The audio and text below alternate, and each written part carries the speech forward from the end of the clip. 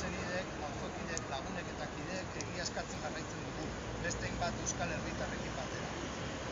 Argi ikusi dugu ez dagoela inolako borondate politikorik Jonen kasuan egia jakiteko. Argi ikusi dugu ez dagoela inolako borondate politikorik Jonen inguruan. Alderantziz, egia ezkutatzeko originalean aritu dira gaur arte eta horretan ari dira oraindik ere. Gaurko epaiketa dugu esaten ari garenaren adibide argia. Jonen kasuan egia eskatzeagatik epaituko dute bere senidea.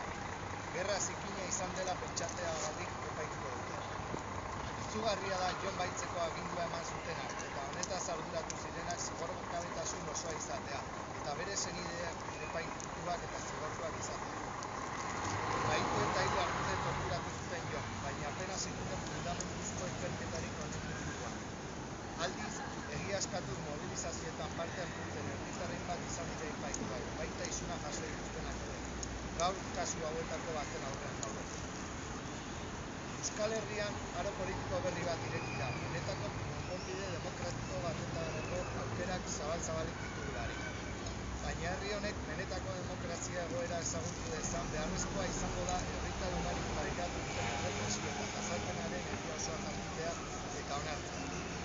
Jonen kasuan benetako egia jakin nahi dugu, hori aldarrikatzen dugu. Eta Jonen kasua bezala gogora ekarri nahi dugu Zabaltza, Berezta, Jantzi eta beste hainbaten kasua. Gaur-gaurkoz argitu gabe jarraitzen dutena. Finean, egiaren aldeko lan handia dugu oraindik egiteko. Zentzu honetan, gaurkoa bezalako epaiketak onartezinak direla pentsatzen dugu, eta hori salatzeko batu gara hemen.